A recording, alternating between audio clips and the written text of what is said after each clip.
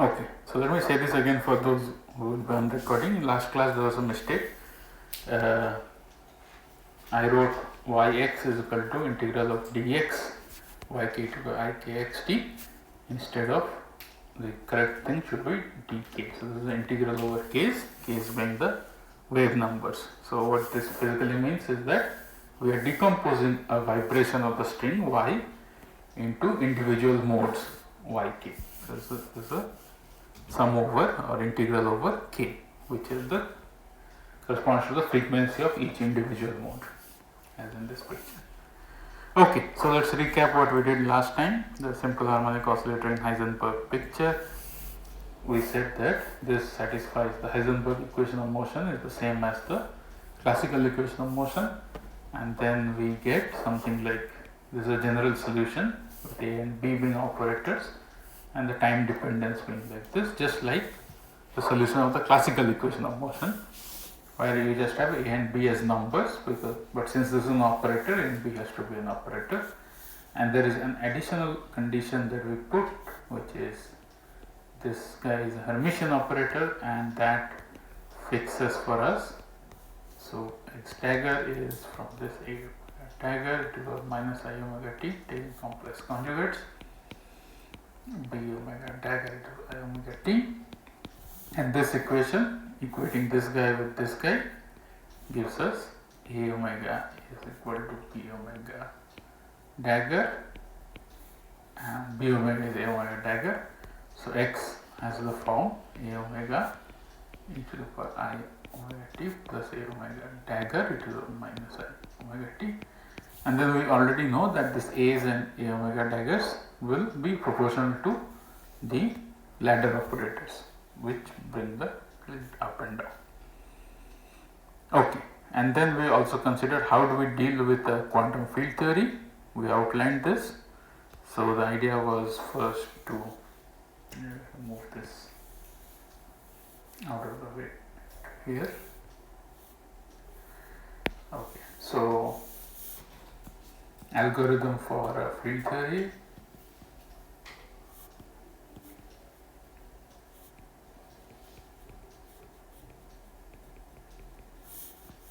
And we gave one example, which was the example of a string, a stretched string, so we said a field is when at every point in space there is some degree of freedom which can change, some variable at every point in space, and an example was a string which you can pluck. So this is a string, maybe a guitar string or some kind of string along the horizontal direction, but you can disturb it vertically in the y direction, and then at each point it can have different values of this y, different values of the displacement, and we can treat this as a field because at each point there is a value of the displacement.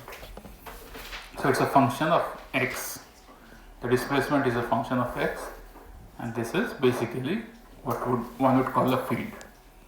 It also changes with time because it is vibrating, and it has an equation of motion that we derived in the last class, which was so take a field, so example string, non-relativistic string with the equation of motion, which is del 2 y del d2 equals some constant which was rho by t, which we called v square, 1 v square equals t2.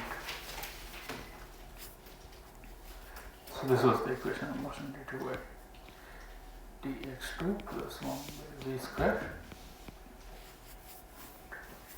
This is the partial derivatives.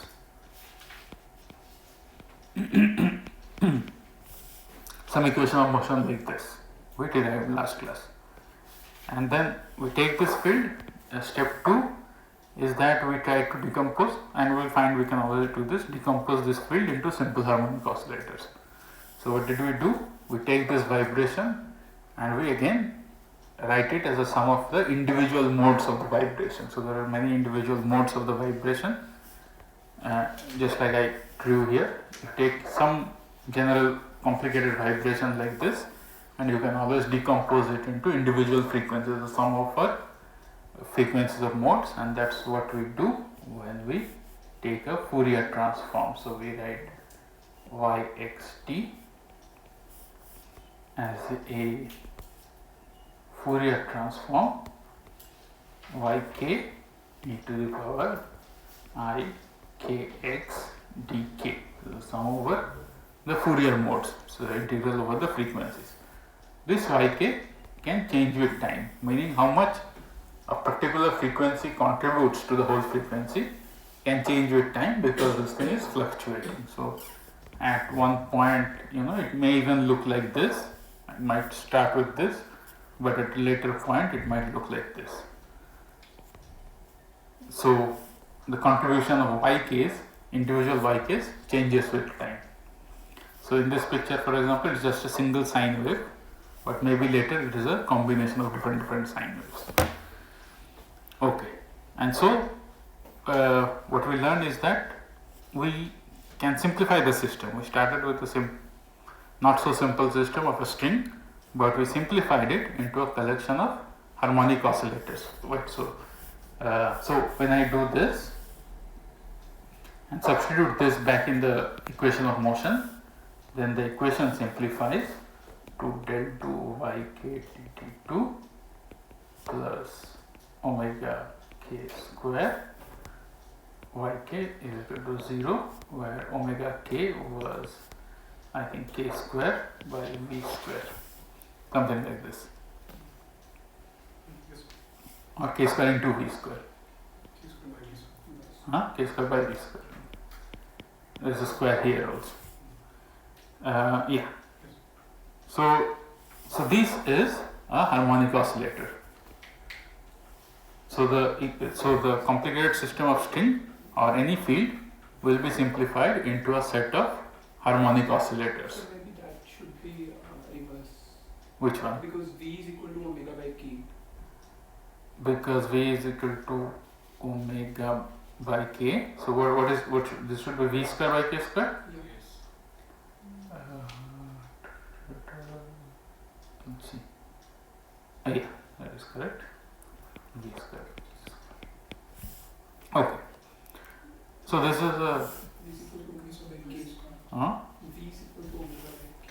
V is equal to, okay, let me just work this out. So we have del 2y del x2, which is equal to minus k square yk is ykx, and del 2y del d2 1 by v square is just 1 by v square d2 yk dt2. So when I add them, it's actually k square into v square. So omega k square is equal to k square into v square. Okay. So the point is, each of them is a harmonic oscillator, and if I want to take a quantum theory of this string or the quantum theory of this field, then I know how to do it because I know the theory of harmonic oscillators. So all I have to do is take this equation of motion of harmonic oscillator, and I just have to change one thing, which is I just have to put hats in here, and that's the Heisenberg equation of motion of harmonic oscillator. We know how to deal with harmonic oscillators. We use the raising and lowering operators, one for each value of k, because there are k harmonic oscillators. For each value of k there is a harmonic oscillator. So the set of commutation relations looks like this. So k and q are different harmonic oscillators. So ak q is always 0, different harmonic oscillators. ak dagger aq dagger is 0, different harmonic oscillators. ak aq dagger is not 0, because if it is the same harmonic oscillator, they are the same, otherwise it is 0. And so when k is continuous, we get the Dirac delta function. When k is a discrete number 1, 2, 3, 4, 5, so this is for continuous k, and when k is discrete, of course it's just the Kronecker delta. When it is continuous, it is the Dirac delta. Okay, so we finally we can write down the basis of states here, which is given by each harmonic oscillator, what is the energy eigenstate of each harmonic oscillator. So we write that basis like this: n is equal to n1 is the first harmonic oscillator, k is equal to 1, and that can have some energy, and then k is equal to 2, that can have some energy, and so on. When it is not when it's a continuous k, you just have to put the values for each k, which is a real number. So it's just, we can write as nk, and we have to specify the number for each k. So by specifying the number for each k, we get the basis. So what is going on is that we take this k harmonic oscillators, and we are saying that okay, the first harmonic oscillator is in the first energy state, the second harmonic oscillator is in the third energy state, one is in the ground state, and so on. When I specify all of them, I specify the state of the entire string system, because it's a collection of harmonic oscillators. And now, what is the other point?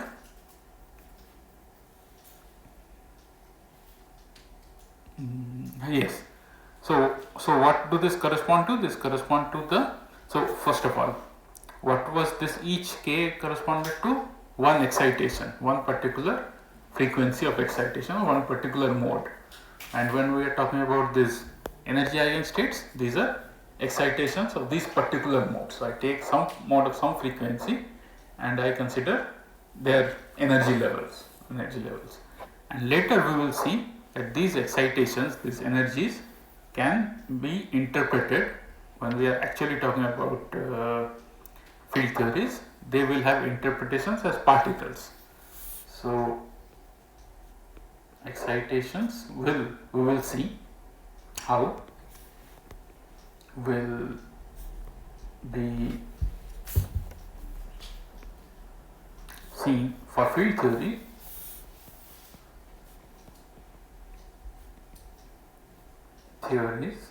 Excitations created by a k dagger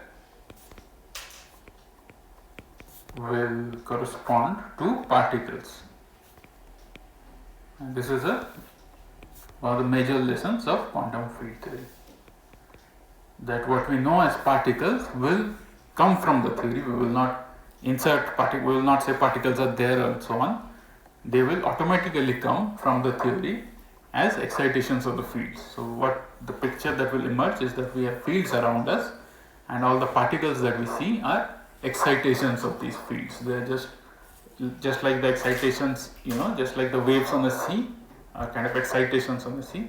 The particles are very similar. They are excitations on the fields. They are like waves on the fields. And we'll come to this. Okay, any questions from this part? So can you repeat Yes. this point which you were referring to as This. particles?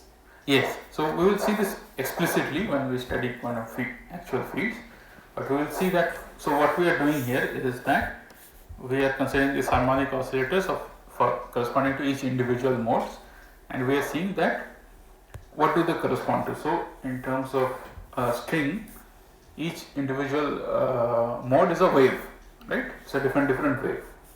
This is a wave and this is a wave, and we are looking at the energy states of these different waves, and these are quantized energy states because it's a harmonic oscillator, so the energy is quantized. And later we will see that these correspond to these waves, just like wave particle duality. For each wave there's a particle. When we are considering a physical field, the excitations of individual modes or a physical field will correspond to particles. They will have an interpretation as particles, and we'll see how that comes about. And then the picture that emerges is that you have so suppose you have, for example, a sea, and you drop something in the sea, you see these waves. What are these waves? They are disturbances on the sea. Similarly, we have fields around us, and there are disturbances in these fields, and those disturbances correspond to particles. So they have some particular momentum and position and whatever, which are exactly like particles. And we'll see exactly how particles emerge from this field picture. So Yes. we took a string. Here, this is a string. This does not correspond to an actual physical particle. You can at best interpret it as the excitations on the string having some kind of particle-like behavior. If this was a quantum string, so the string is just a model. It does not correspond to a actual field. So this will come when we talk about, for example, let's say an electromagnetic field. So if I take an electromagnetic field, then I will see the excitations on electromagnetic fields behave as particles. And what are those particles? What do you think are those particles? They are charged particles. They are not charged particles. So electromagnetic field, what is the think of wave particle duality. What is the light? Photons. So those fields, those particles correspond to photons, which are particles of light. Okay, so that way we will see. Similarly, if we are talking about gravity, the particles are called gravitons, which correspond to electromagnetic waves. Sir, for example, if we have say a state called marked by 1 and each other acts on it, can we say, so we can say that there are two particles now because it's like we have two states. Yes, so suppose you have, for example, in this picture, I take this basis, I have, so let's say n1 is equal to 1, n2 is equal to 1, and the rest are 0. This is a state with two excitations. So this will correspond to two particles. And similarly, you can have as many particles as you want. So each excitation is a particle. That's what we're doing. We are not considering this. I'm saying this is a trailer, this is a preview. When we actually get to scalar field theories, we will see why they are particles. Because right now this is just words. I'm saying that they will correspond to particles. But there is no good reason here for a string to consider these as particles. We will see the logic why they have to be considered as a particle. But we are also considering them as the harmonic oscillators. Yes. So how we can define the excitation of each means the harmonic oscillators in the string? Like one is in the third excited state and the second one is in the ground state. So Yeah. how we can connect them? Connect which? The basic string. We can connect the harmonic oscillators, like excitation of that with the basic string model. Oh, okay. So then you have to just go back. So you know, mathematically what you are getting from here are the yks, and each yk corresponds to a particular mode of the string. And when you want to go back to, when you want to see what this means for the total disturbance, all you have to do is you have to take the Fourier transform back and you have to see y. Okay, so you excite this with some states, you find the particular yk for it, and then you go back to the y and you see how the displacement has changed. Okay. I mean, this does not have a direct meaning because we are considering each individual mode, and then we have to go back and sum over all the individual modes to see how the y behaves. And which brings us to the next topic, which is the non-relativistic string in the Heisenberg picture. And this will be a lot of algebra, but let me just say what I'm going to do and then do the algebra. So this is the equation for each individual harmonic oscillator that we have already written down. So we have y written as ykt e to the power ikxtk, and then we get this equation, and just for the harmonic oscillator, if we solve this is the general solution. And last time we had this condition x dagger is equal to x to fix this a and b, and so this time we'll do something similar, but one second.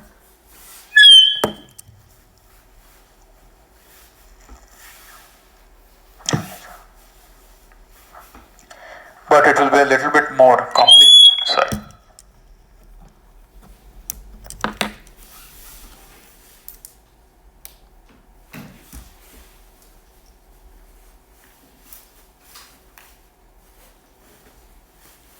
So what I'm going to do now is I'm going to solve this, and then I will take the Fourier transform back and I will show you this is the final result.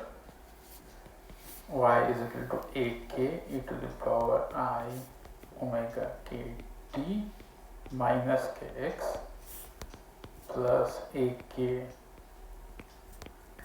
dagger e to the power minus I omega t minus kx integral over k. I can write y like this, okay, from here by taking Fourier transform back. Now this is the reason I am showing this is when we do actual field theory, we will get expressions like this, and this is a simple setting when we can find this kind of equation. Now I am going to go through the steps of this, and this is a lot of algebra with no actual physical meaning. So you have my permission to fall asleep during this segment. I will wake you up when we get to the next thing, but I will not be satisfied unless I do all the steps here. So I am going to do them slowly. Okay, so there is a difference between the last thing and this thing. When we were dealing with the x, we had the equation that x is equal to x dagger, and that's what helped us fix this bk in terms of ak. Now we don't have that equation. Now it is not true that yk is equal to yk dagger, because our observable or displacement is not yk, it is y. So y is the displacement, and this will correspond to an observable. This is what we observed, and so this is a Hermitian operator. And so this being an Hermitian operator, what does that mean for yk? So y is integral yk e to the power I kx dk and y dagger, so that we write it explicitly minus infinity to infinity,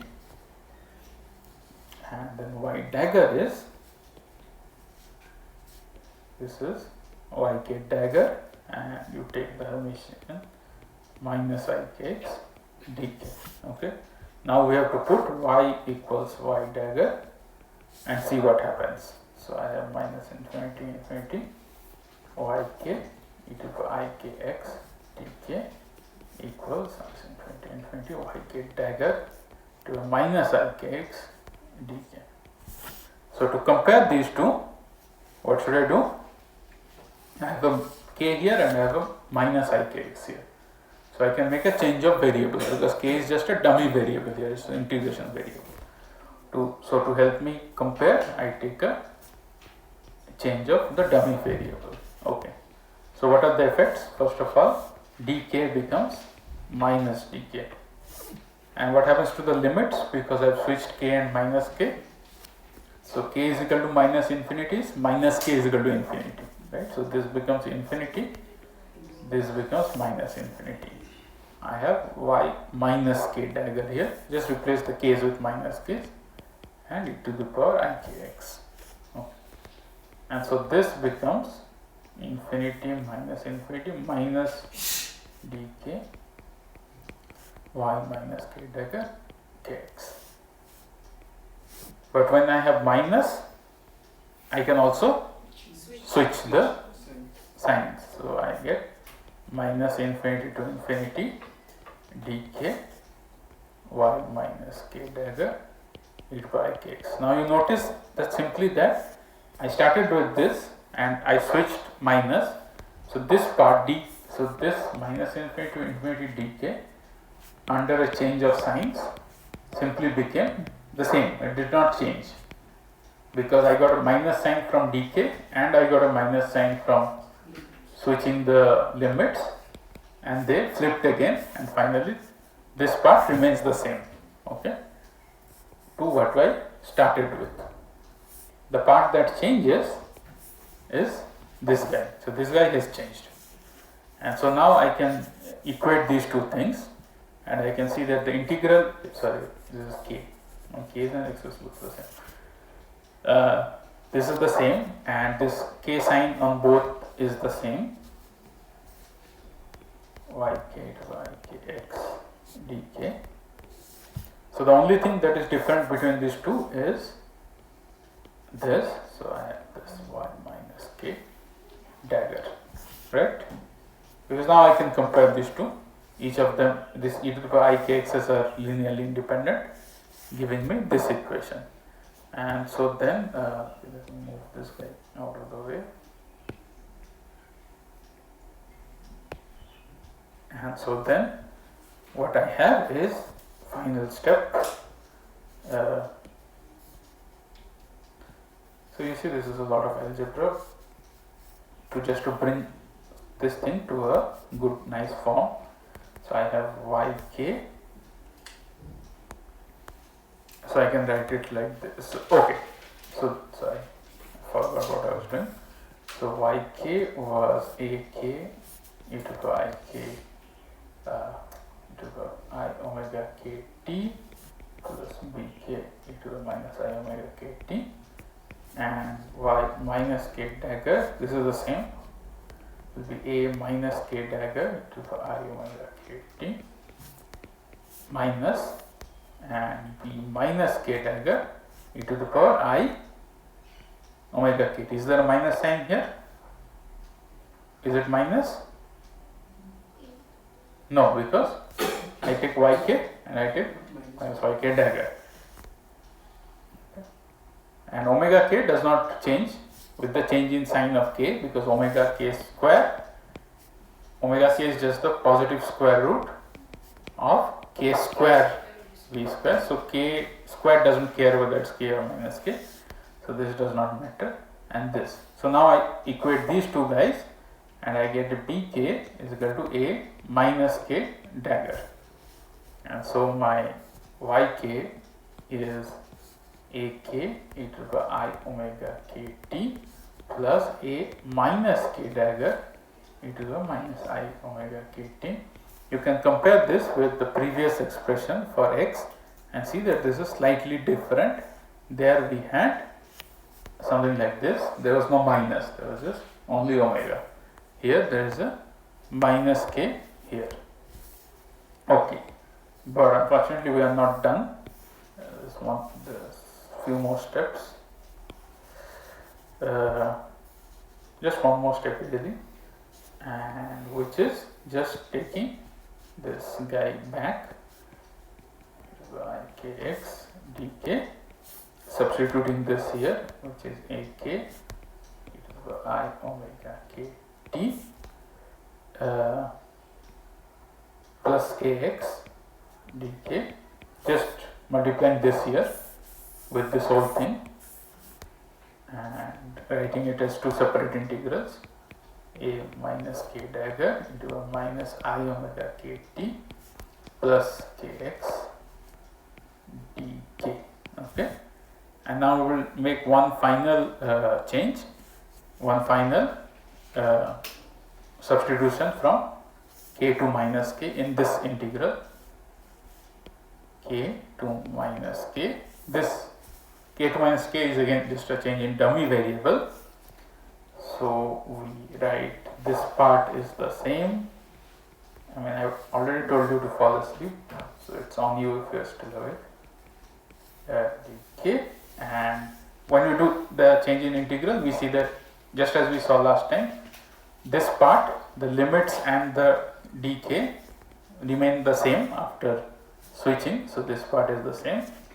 The only thing that changes is the signs of k here, and this remains this, and this becomes minus I omega kt plus kx, because k now becomes minus. I have taken the minus outside the bracket, so it looks like this. Okay, so this is the final expression of y. I had something slightly off here, so this should be plus kx and this will be plus inside. Plus kx. Okay, so a lot of work, just a lot of algebra, writing it in a form that we will see, that we will very commonly use later. So once in your life you should do this plus minus whatever derivation, and then you will don't have to do it again. A lot of quantum field theory calculations are tedious and long, but you have to do them once in your life. Okay, good. So this is more or less about this thing. Now we will kind of switch to something else. We'll talk about Lagrangian and Lagrange equations of motion, Before that, any questions from this part?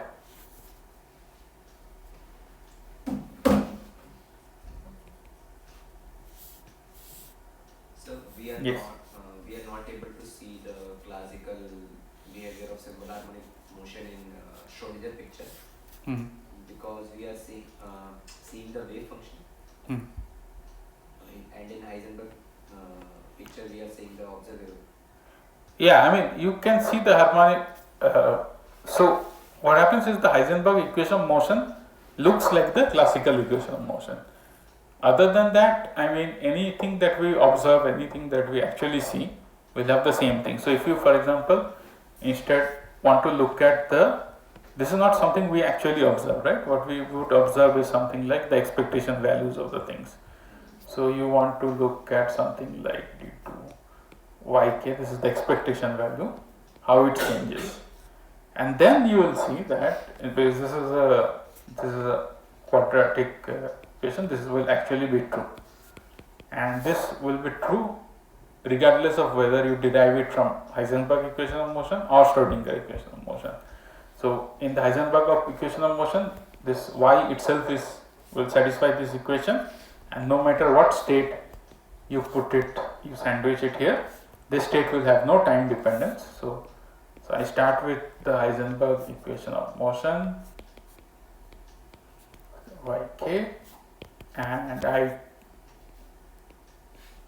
consider this between the expectation value between any two states, and then this is because the states don't depend on time, I get simply this equation.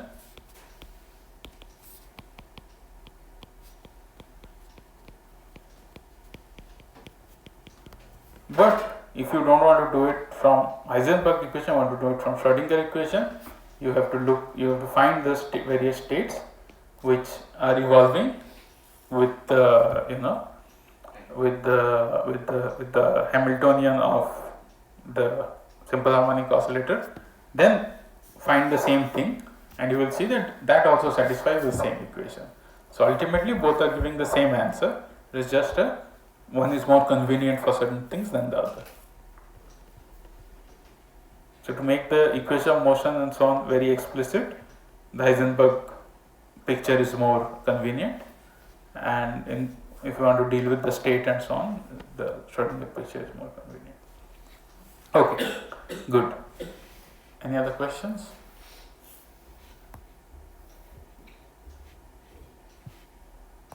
Okay. So far we have given a kind of intuitive picture of quantum field theory and how it looks like. Now we have to make it more, as we go on, we will make it more, not rigorous but more systematic. How do we derive quantum field theories, what is a field theory and so on. And the starting point of everything is the Lagrangian. Now when you first study the Lagrangian is basically a fundamental thing which defines a theory. So the definition of a theory is given by a Lagrangian. When you first study Lagrangians, those of you who have studied Lagrangians, don't study it that way. You study it as something derived from energy. You are given this definition: Lagrangian is kinetic energy minus potential energy, something like this. However, the Lagrangian is still true when, even for systems where there is no definition of energy, even when there are systems like general relativity where you cannot define even energy, and even then Lagrangian, the concept of Lagrangian holds. So the way to think about Lagrangian is that this is the primary concept, this is where everything starts. When you start from Newton's laws, you obviously start from Newton's laws, define kinetic and potential energy, and then define Lagrangian. But the other way of thinking about it is that Lagrangian is the first thing. Lagrangian, given a Lagrangian, your theory is defined. And then, how do you know what is the Lagrangian? You basically, just like how do you know what is the force or how do you know what is the potential, you just have to do experiments and figure out what is the corresponding Lagrangian of the theory. So Lagrangian is the starting point of the theory. I mean, you can go even back and say that action is the starting point of the theory. The action is integral of the Lagrangian, and when you say that use the principle of least action, principle of least action. So every theory is defined by an action, and the principle of least action says that, for example, the particle or whatever is there follows the path which extremizes the action, and therefore around an extremal we know that small changes are zero, and so del S is zero is the principle of least action, which means that this is the path of minimum action. And from this, substituting this here, you find that you get a equation that looks like this.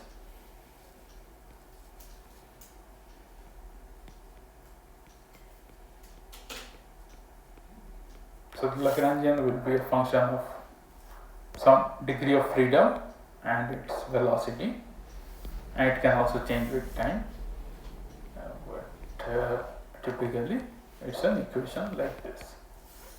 So example of a system, let's do the simple harmonic oscillator again, and the Lagrangian is simply half mx dot square minus kx square, and it's half kx square, right?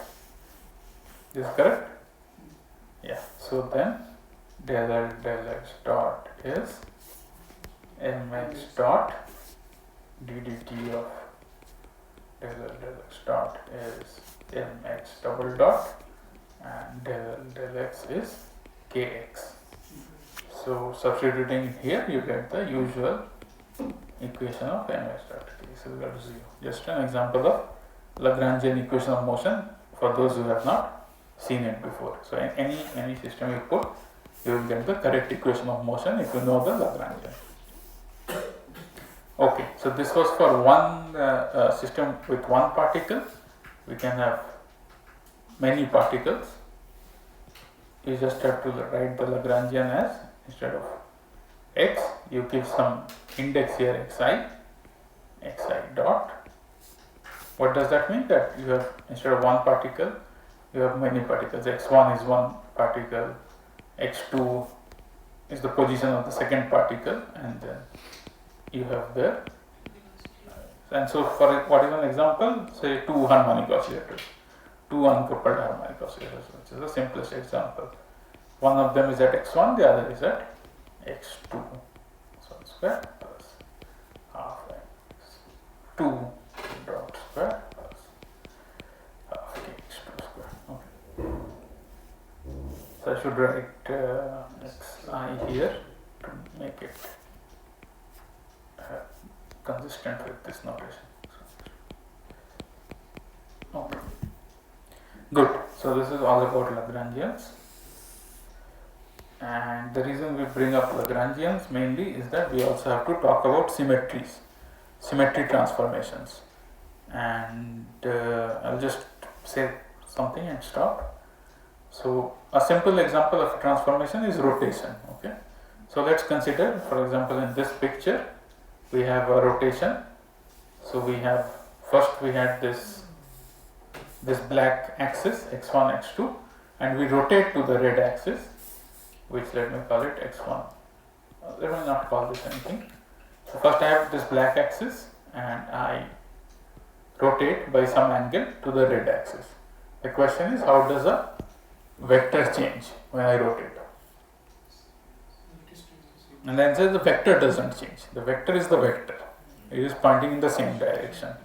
What changes are the components of the vector. So if I consider this green vector, this has components in the first black axis, some x1, x2, but in the red axis, its components are some x1 prime, let me call it x prime 1, and x prime 2. So instead of x, y, z, we are going to use x1, x2, x3. That is the notation that we will use. So x1, x2, x3 just means x, y, z. And so what happens is, these components changes. So x prime 1, x prime 2 can be written in terms of x1, x2 by multiplying it with some numbers. And in this particular case, if this angle is theta, the numbers are cos theta minus something like this, sin theta, cos theta, some rotation metrics you can give. The exact numbers are not important. The point is, you start with these components, you can multiply them with some matrix R and you get the new set of components. There is always a matrix multiplication. And how do we write the matrix multiplication? Symbolically, we write x prime I is